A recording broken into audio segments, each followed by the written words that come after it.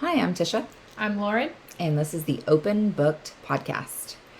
Today, we're going to talk about two books together in kind of a wrap up of the ACOTAR series, the A Court of Frost and Starlight and A Court of Silver Flames.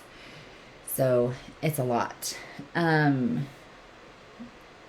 you have much going on this week? My youngest birthday is it was yesterday, so we're just gonna have his little birthday party tomorrow. But I think that's it. Yeah, no, nothing besides the usual farmers markets every weekend. So we'll keep doing those throughout the summer and into the fall. Other than that, working and reading. Mm-hmm. Yep, always. Yes. All right. I guess we just want to dive right in because there is a lot to unpack in this. I don't even know where to start. Yeah. So with A Court of Frost and Starlight, obviously very quick read in between two ginormous books, the two biggest ones in the series. So I think of it like a palate cleanser. What did you rate it 1 to 5? Did you like it? I think it was pretty good. We got to see a little bit of Nesta's character. I think I gave it like a 4. Yeah. It wasn't bad, but it wasn't great either. Yeah, I liked that. I agree with a 4. I think it was necessary. Maybe could have been wrapped into one of the two books, but I see why she did it separately. Like I said, a palate cleanser. But it also was a little building. It was also a book that didn't really have like a divine intervention, like a huge conflict coming.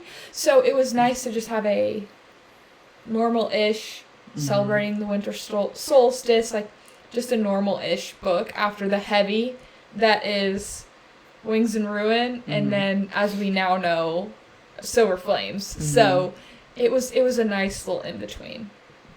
Yeah, so again, if you haven't read these two, stop here and try to come back whenever you've read these because there are a lot of spoilers and we'd hate to ruin that for you. But yeah, it's a lot. Yeah, so if you haven't read the entire ACOTAR series, at the point of this podcast, go away. Come back. Come back later. Come back later.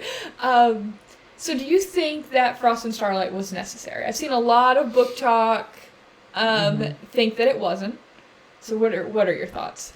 I think it was to have kind of that comparison of the first solstice that Faye celebrated with the family, and then kind of how it is now, how they're trying to move forward with life, and to give that glimpse into Nesta's character and how she's not handling any of what happened in the previous book just at all. She's not addressing it, and she's just kind of numbing. Yeah. Yeah. I think it was a necessary build, for sure, for what's to come in Silver Flames, but also a special little solstice gift-ish for Vera and Reese. So that, was an important aspect that if that wasn't talked about, it would just be like out of the blue. Yeah. If that makes sense, if it happens. So it was necessary to throw that in there. I liked it.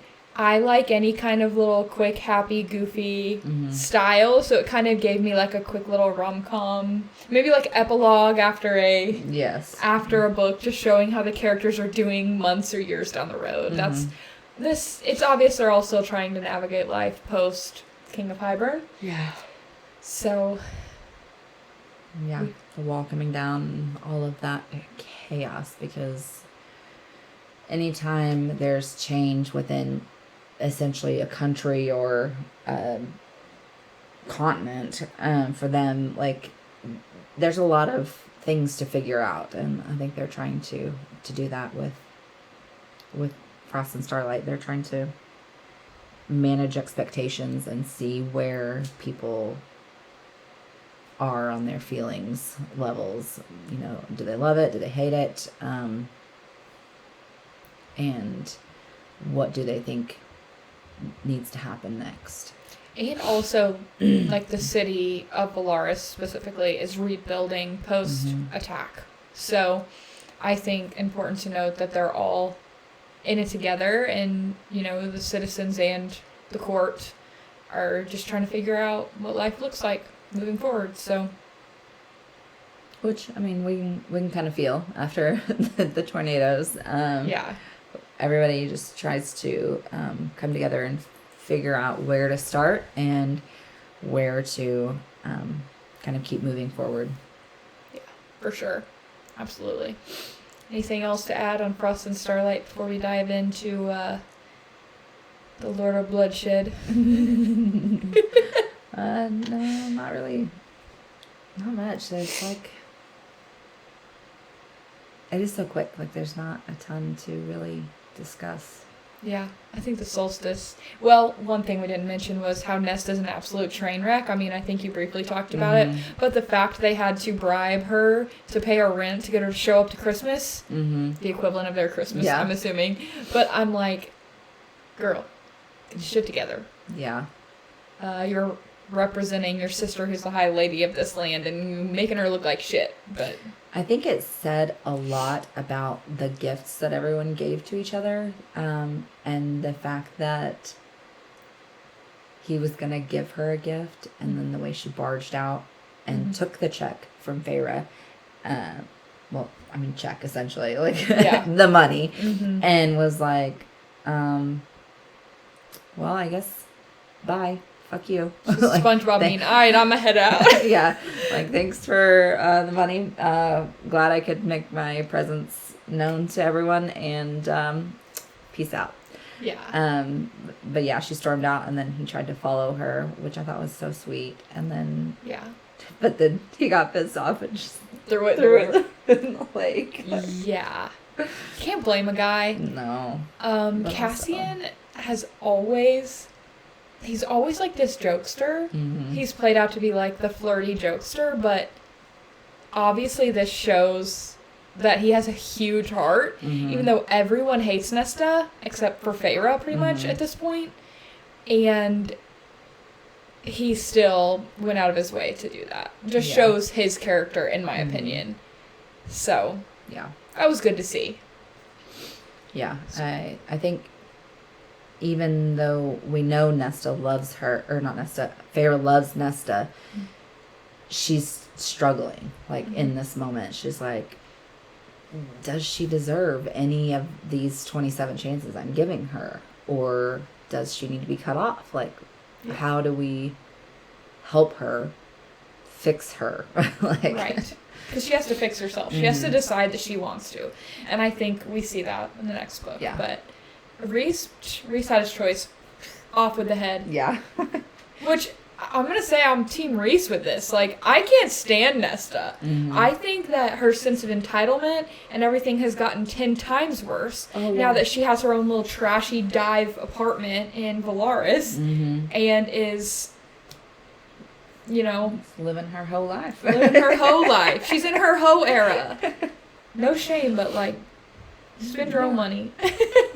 Get a job. Do something to make it on your own. So that's you know, we get the first glimpse of that in this book to really help us prep for the next one. Yeah. So, anything else to add there? I don't think so. We ready for Silver Flames? Yeah. Yeah. I actually liked it. I liked it too. It too. Let's just say this is the most chili peppers. Yes. Of any of the books. Yeah, of all of the ACOTAR series. Of all the ACOTAR series. I still think it's only like 4 chili peppers. I still think it's only... I was going to say 3.5 because I've read Dark Romance. This is... It's good. Yeah, it's good. It's good. It's mild chili peppers. It's mild chili peppers, yeah. And if you think this is spicy, no judgment. Everyone has their own levels. Yes, but read Dark Romance and come back. We can give you some more chili peppers if you want them. Or if you have any recommendations, yes, drop them in the comments. Drop those, because we're interested. We like all the chili peppers. So 1 to 5, what'd you rate the book? 5. 5, me too. I loved it. Loved it too. The first pissed me off. Mm-hmm. A good book will piss you off. Yeah, and then redeem itself. Itself. Like Layla. Layla. We're going to do an episode on that one. This is, we brought this up. Layla. Anyways, it's on her shirt. Yeah. Co-host shirt. I also rated a 5. Loved it. I wanted to say a good little pretty bow, but I still feel unanswered. Oh, yeah. Which we'll talk about in the next episode. We're going to go through some theories and such, but... Yeah. So, did your opinion of Nesta change throughout the book? Oh, 100%. Yeah. Yeah, I understand her a little bit better and can see, where she's coming from. She's still a little bit of a shit, but she redeemed herself a good amount in this one. Yeah.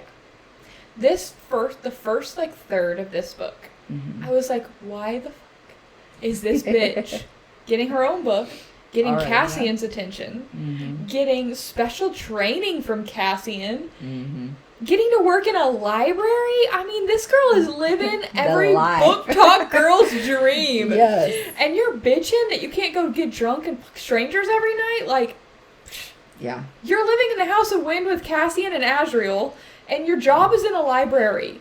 Shut up. Yes. Your life is not that bad, okay? Your sister is the High Lady of the Night Court.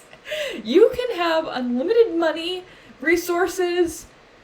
Yeah, if you just show you're not a piece of shit. Yeah, I just was fuming. Sorry, that was a little bit of a rant. Apologies. I'm passionate.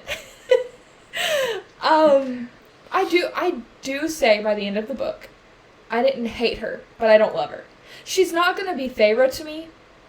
Yeah, never. Ever. No. Because Feyre just has a kind heart, but she's also tough and resilient, and I feel like that's really tough to nail in a female character. Oh, yeah. Especially, that still is, you either have, a really badass, Nesta becomes. Really badass, but not as much of an empath, I don't feel like. Or you have, Elaine, who's just an empath.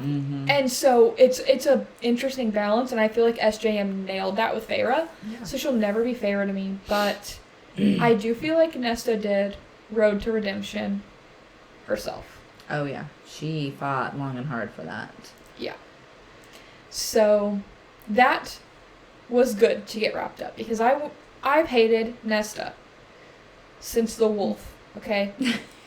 If you listen to the podcast, the beginning. Since the wolf, okay? I just don't but you have to have characters like her in the book. Yeah. So I understand you have to. Yeah. If everyone was the same, the book would be boring. So, yeah.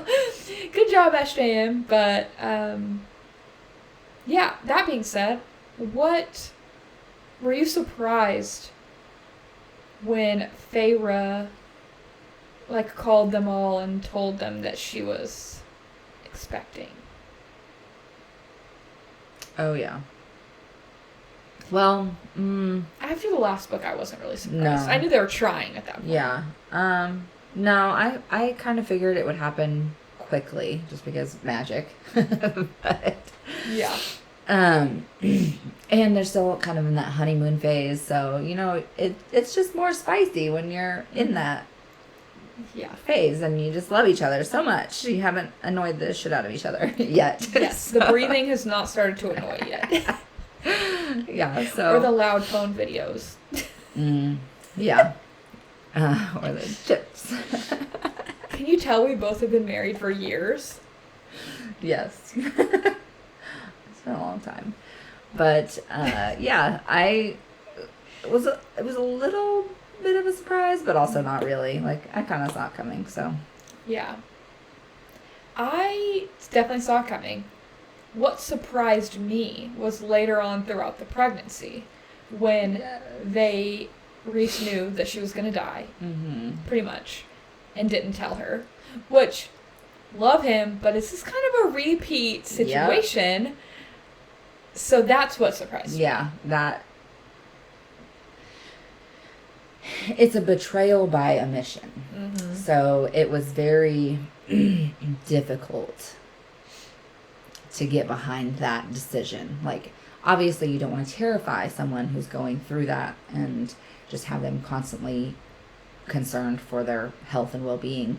But also, like, they need to have all of the information so that they can make an informed decision and, you know, do what they need to do. But, yeah, that kind of ticked me off when he was like, no one is to tell her. And, yeah, that was wrong. Then we find out that him and Feyre made a bargain that if one dies, the other dies. Which everybody was pissed. Yeah. Pissed. Because they're like, not only would we lose, you know, Feyre and the baby if that happens, but we also lose our High Lord.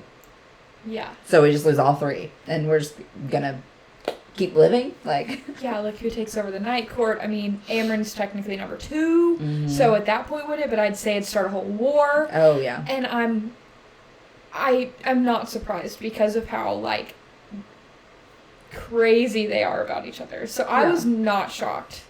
Yeah. I mean, I was, but I wasn't, if that makes sense. And then how Feyre finds out that she's possibly going to die.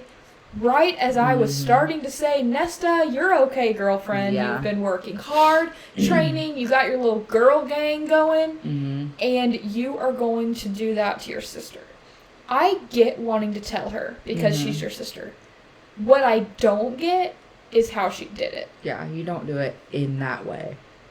Because you're mad at somebody else. Yeah. Like, it wasn't even directed at Feyre. Truly. No, like, she was it mad was at all Cassian. because she was mad at Cassian. Mm-hmm. And Amren? Yeah, she's been mad at Amren since she felt like Amren picked Feyre. Yeah. Which that's Nesta's whole problem. Is she put everyone on sides. Which this happens in family. If you're my family listening to this, it happens. You know who I'm talking about. You feel like there has to be sides when everyone was on the same team. Yeah. She put it in, we're on sides, you picked Feyre's side. Okay, there's no sides. Feyre has been the only one to stand up for you, so really, everyone's on your side. Yeah. Because she just made sides when there was not even something to fight about to each side. Like, we literally all went out of our way to make this work for you, to give you your redeeming moment, and you're just gonna shit on it? Yeah. Cool. Yeah, she took a long time to come around, in my opinion. Just when you think she's starting to, she did that. So that upset me. But I did really like to see the training. Her getting her friends involved in the training. You know, studying the Valkyrie in the library. Like, it was a cool thing to see that side and develop. I feel like the hike after the blow up changed her. Yeah, for sure. I loved the, before the blow up, like, the kind of redeeming moment where she's trying to get, you know, all of these people to train with her in the library and has the sign-up sheet and nobody's signing up. So she's like, what the hell do I do? So she starts practicing in the library. Yes. And Clotho's like, nah, girl, you can't do that here. I've asked you multiple times. So she calls in Cassian and he's like, okay, you can't do this here. And actually you're doing that wrong. So he shows her the right way and they're all just like watching like, oh, okay. He is a gentleman. Maybe I can do that. Maybe I can, you know, get past some of my fears and do this with this clearly very stand-up guy that's like trying to be very gentle to all of them. And that was like the major turning point for me where I was like, okay, she's not a legit piece of shit. She's just a little bit of one. Yeah. She's moved from heinous bitch down to just bitch. Yeah. But that was I liked that moment too. Like, she set that up. And when Cassian figured it out, I think he was like, yeah, that's my girl. Yeah. That she genuinely was just trying to get more people involved to help them. especially after becoming friends with all those priestesses, and Yeah, learning what I they were would there. love some more time with them, like in all of their stories, because I feel like each of them could have their own book Oh, yeah, easily. with how they all ended up there. Mm-hmm. Definitely could be built out, but that was a really cool Nesta moment for sure. And then, of course, love Gwen and Emery, little Spice Girls. But I heard something, and it sounded like the dog chewing on the stairs. yeah, it did. So we were distracted. Apologies. Yeah, so I liked the little girl. I liked the little girl gang. She was formed. I guess technically she formed. Mm-hmm. I also want to talk about how the leaders of the Illyrians, I say the leaders being Cassian, Azrael, Rhys, right? The leaders are so progressive. I say the word progressive, like women can fight. Like obviously Rhys lets Feyre fight her own battles, encourages Cassian's training a bunch of women. But the OG leaders, like very anti Devlin, yeah. Devlin like, and all. Oh, the cousin. If she touches that weapon, I'm gonna burn it or bury it. I'm like, if she's on her cycle. yeah. Can we get past like just being terrified of women? Yeah. And their witchcraft, Yeah. Like yes, we have power over a lot of things, but sucks to suck, man. Yeah. Too damn bad. Like it's the countermeasure and balance to all of the other things that are like being held back from women in general. So yeah, so that's an interesting dynamic, but I feel like post the end of this book that hopefully will go away.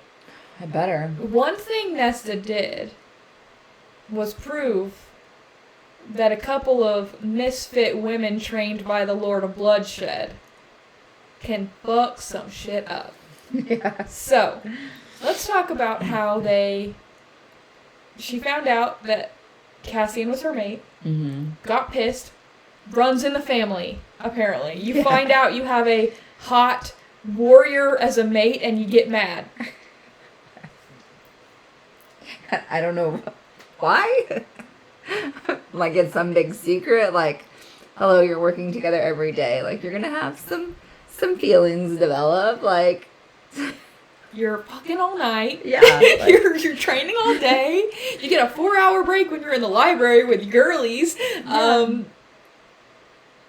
Okay, anyways. Sorry, not sorry. So she gets mad. She runs off to Windhaven with her BFF and her little store and takes her other little girlie from the library and then gets straight up napped in the middle of the night to do the blood rite. Yeah. Which...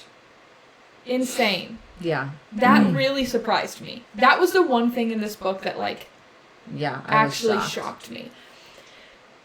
So, they did great, obviously. I mean, it was a struggle. Yeah. But the friendship bracelet thing, I think, kind of loved it. I think it showed how powerful Nesta really is. Oh, yeah. You hint at how powerful she is, right? And over and over again. And then, obviously, we haven't even started talking about the trove yet. Yeah. So, we haven't even touched that. But, I mean, just making those friendship bracelets and joking around and saying, like, that we'll always be able to, find each other or something like that. Yeah. And then they're in a place where they can't have any magic and they work. Just shows that, like, she's above just the regular laws of magic, I thought. Yeah. So, the blood rite was an experience. When Cassian showed up, that wasn't Cassian. Oh, yeah, yeah. I was like, no. Cassian would never not let her finish off her enemy. Yeah. He would stand there and step in if needed, but he would never kill for her. He would help her. Yeah. So, that was a good shock, a good twist. So, yeah, we have Cassian possessed Cassian, which is terrifying because he's deadly. So, yeah, that was interesting. What are your thoughts on the trove? Oh, it's like the equivalent of the nuclear codes. Like, it's dangerous and requires, like, all of these different levels of security. Yeah. And the fact that, these bad people can just, like, break these barriers down and use her to break them down even more so that they get access to this stuff is just... The fact that SJM just could, like, just play this out in her mind and just, like, hey, this is what happens. And we're like, what? How? Yeah. No, I think that the trove was an interesting dynamic to throw in. Mm-hmm. My only kind of question on it is if Brie Allen could, like, get through everything, because she was also Cauldron Maid. Elaine could as well. But Elaine hasn't been involved in this at all. I know they're trying to protect her, but I'm just wondering... I think I said this last episode. I just need more to see some more. Yeah, we need more Elaine. We need more Elaine. We need to figure some Elaine stuff out. But it just shows how powerful Nesta is in this book. Mm-hmm.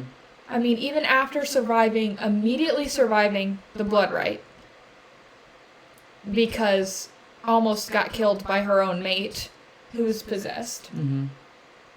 Blowing up, days of no food, exhaustion. I don't even know how many days it's been at this point. And then kills the old hag. This is awful. And then gets winnowed right into Feyre's bedchamber. Yeah. As she's dying. Mm-hmm. I mean, the amount of exhaustion. I can't imagine. It's like, how do you even function after that? And then summoning all three pieces of the trove. And doing, I don't know how exhausting it is what she did to fix. Yeah, crazy magic. Yeah, to fix everything. Which it was touch and go for a second. Mm-hmm. And it was the last book that we knew of at the time, so we thought... She's got her. She's got her. This very well could be it. Yeah. This could be how it ends. It would be devastating. Because, it wouldn't just be Feyre and the baby. It would be all three of them. Because of their stupid bargain. Yes. Yeah. Yeah. So, very touch and go. But Nesta came through. This is the redemption. Yeah. I thought it was a interesting note that she fixed her anatomy. Which, since... Do you think that there's going to be more baby Reese? I think so. And Feyre's? Yeah. Yeah. They talk about how rare Fae children are, but isn't there like a ton of the all? Yeah.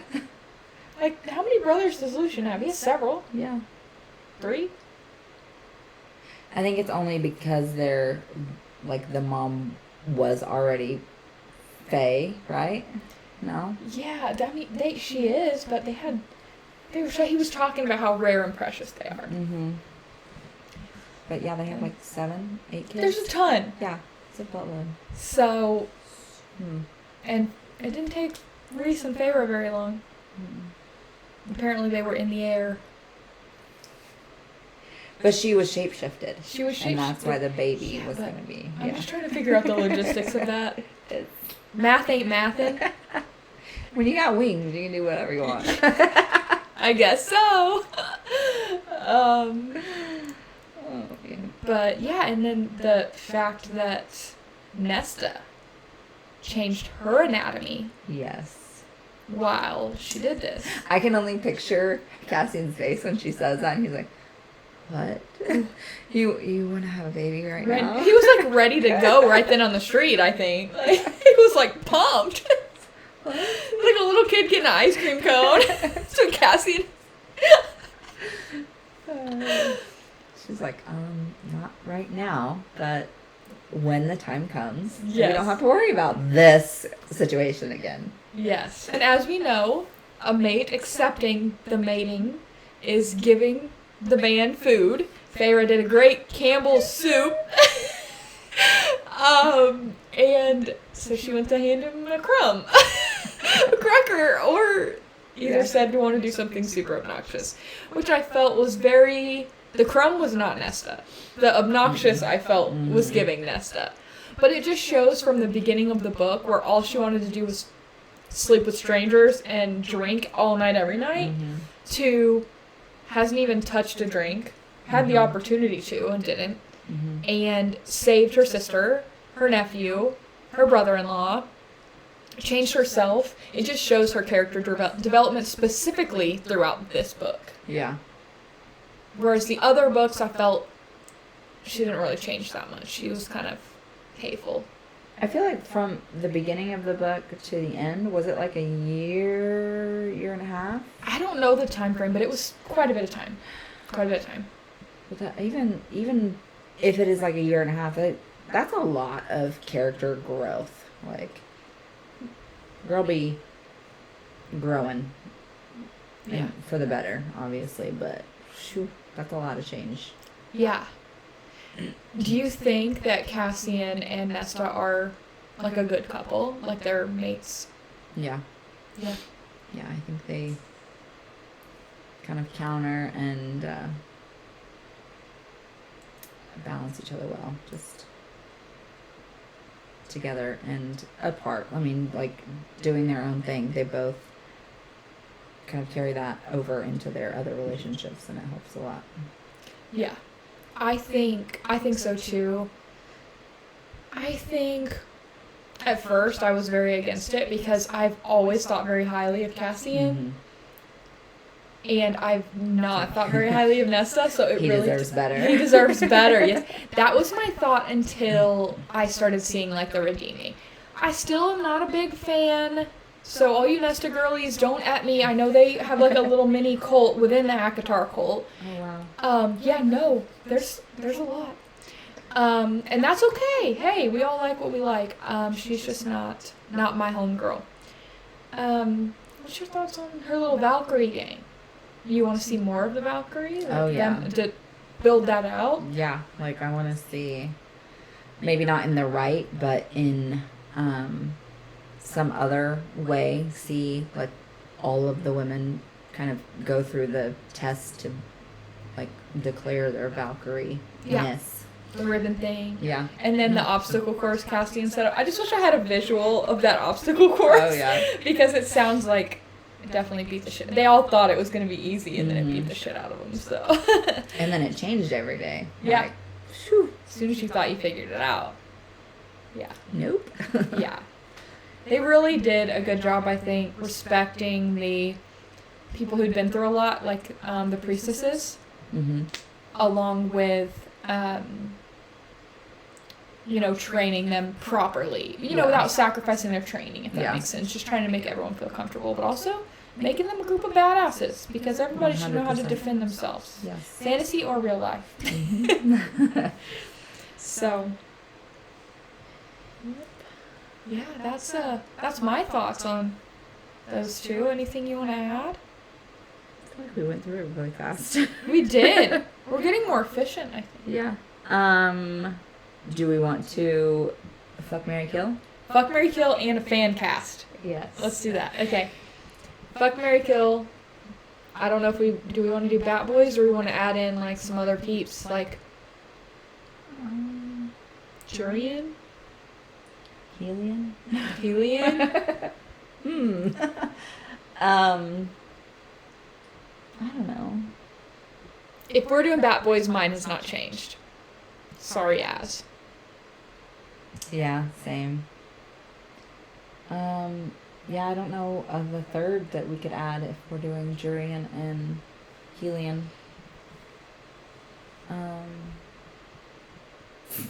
Devlin. Ugh. Kill. Bellius. Kill. Yeah. Nagini, kill. Kill all of them. Just we could keep Helion, but Keep Helion, that's it. Jurian, he's human. Yeah.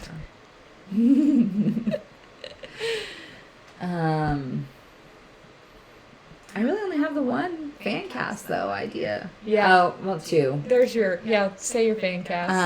I like what is it? Alexandra Daddario for Amryn. I said she was too tall, but So that's what digital editing is for. yeah, because Amryn's described very small. But I do think like Alexandra, like her features do give Amryn. Like I agree with that. And then I can't even think of his name now. The guy that played Superman. Henry Cavill. Yeah, for Reese. For Reese? Yeah. I was voting him for Cassian. Because Cassian's supposed to be like big, buff, burly, and that's how he is, like in The Witcher, with like the long hair. Yeah, I could see it. But there's a part of me, Tamlin's supposed to be like this nice looking blonde man, and my first thought was like Chris Hemsworth, but then I'm like, Chris Hemsworth deserves better than to play Tampon. Yeah. But I can't think of any like blonde actors that are good looking that could play like a high lord, because Tamlin is described like he's hot. Yeah, supposed to be really hot. Attractive. Not Reese, but I couldn't think of someone for. But I will say, I have more figured out. I showed you her, right? I think so. For all of you Vampire Diaries, the originals fans, Rebecca Michelson, a.k.a. Claire Holt in real life, as Morrigan.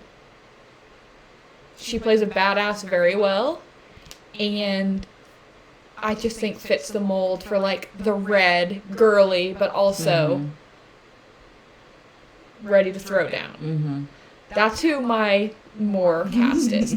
But Barbie herself has been seen having lunch with SJM. I saw that. So if Margot Robbie was to join the cast, who do you think she should play? I don't even know.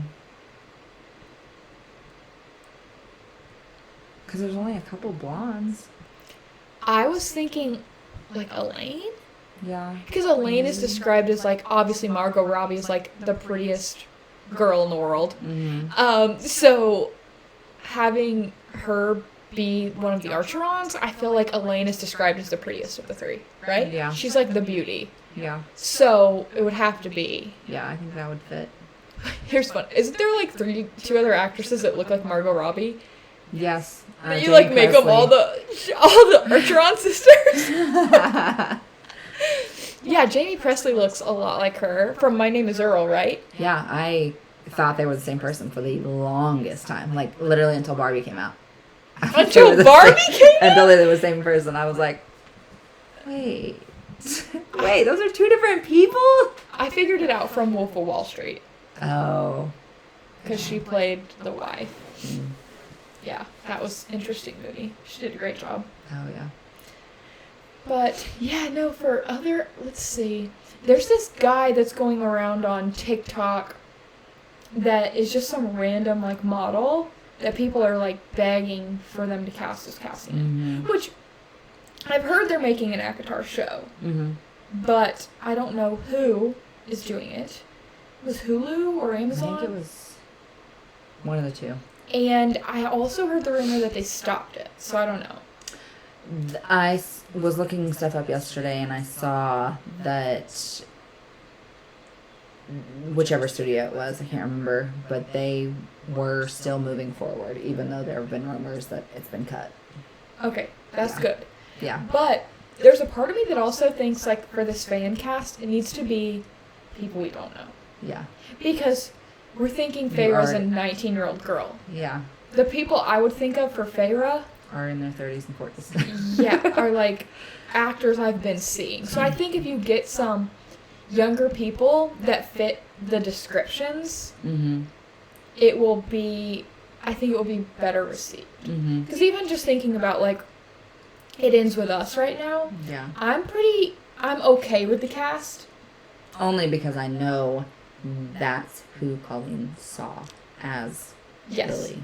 Like, I'm good with Blake Lively, and I'm good with the guy that plays Atlas, because I'm a Yellowstone fan, and I watched him in 1923, so I was very excited. I think he fits the mold for Atlas. Ryle? Not so much. I do not. I know people think Justin Baldoni is. That's his name, right? I just did not picture Ryle. No. I pictured more of, like, we were talking about Henry Cavill. Or a Hemsworth. Or, like, Chris or Liam Hemsworth. I pictured more like that style. Yeah.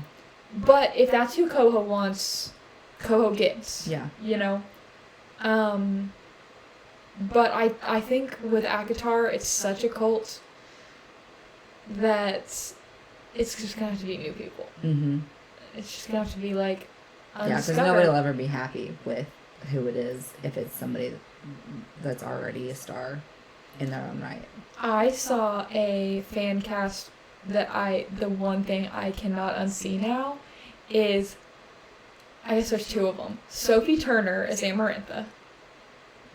I think she would kill it. Yeah, I could see that. And then that girl who plays, have you seen Doctor Strange?